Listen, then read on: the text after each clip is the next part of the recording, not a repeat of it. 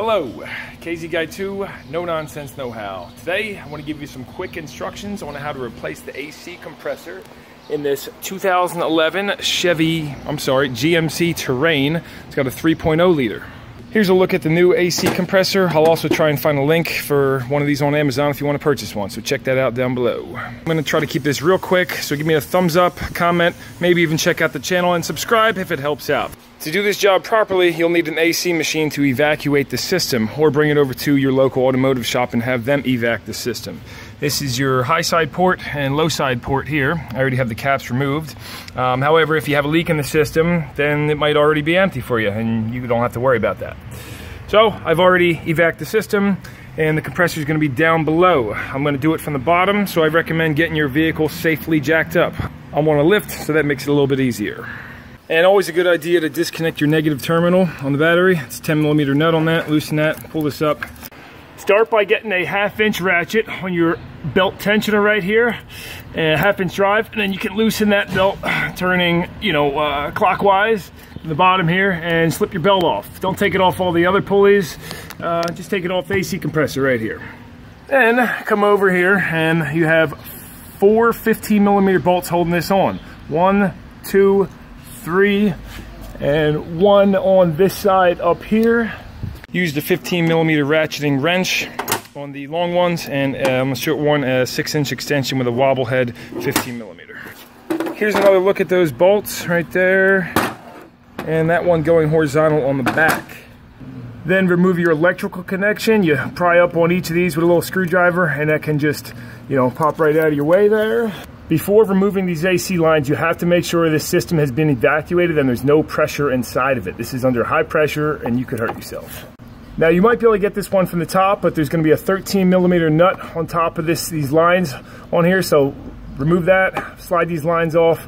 To get the nut off holding the lines on, 13mm, I use this deep socket with a flex head ratchet to get on there. Again, you might be able to get that from the top with a long extension too.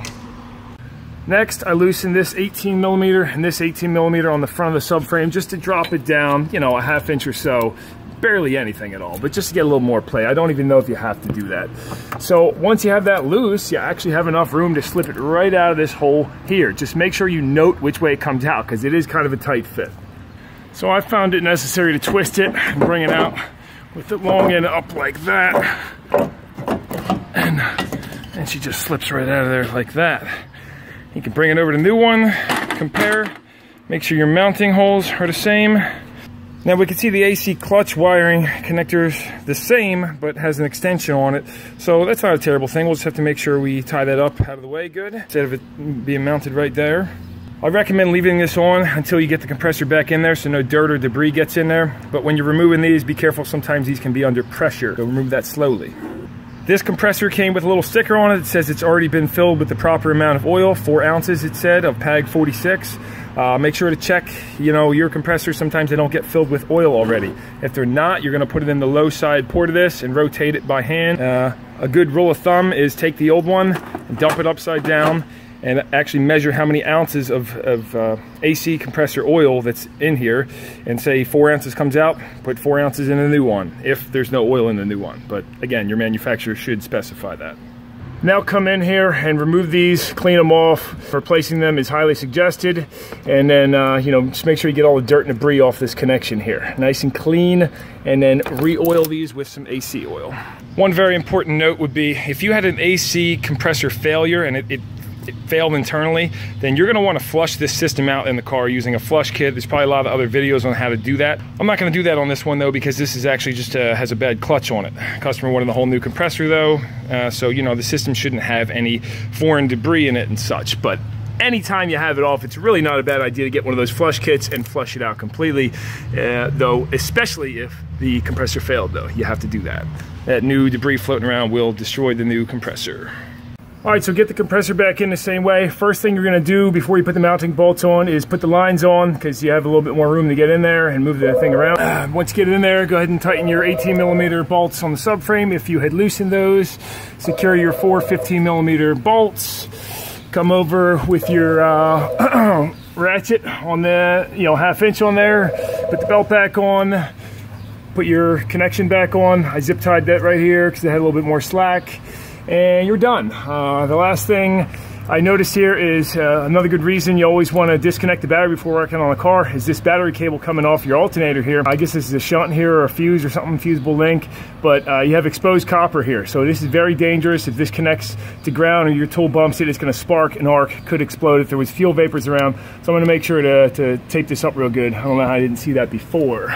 Now I got my AC hoses hooked back up. I put it under a vacuum for 15 minutes, let it sit for about 10 minutes, and you can see it's holding 29 inches of vacuum there, no problem.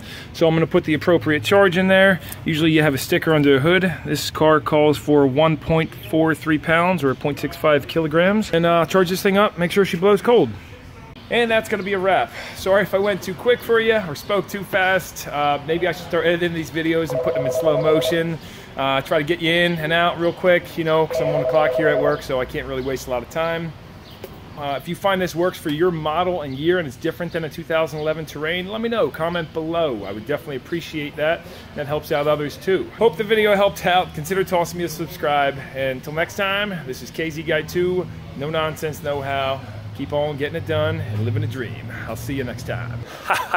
And I finally snatched this little bugger who's been jumping around the shop all day, making noise. Gotcha, there he goes. Woo, flying good. All right, yeah, he was, he was making a lot of noise. Can't take those birds, so came up behind him, snatched him. I was gentle with him, but yeah, I'll see you later.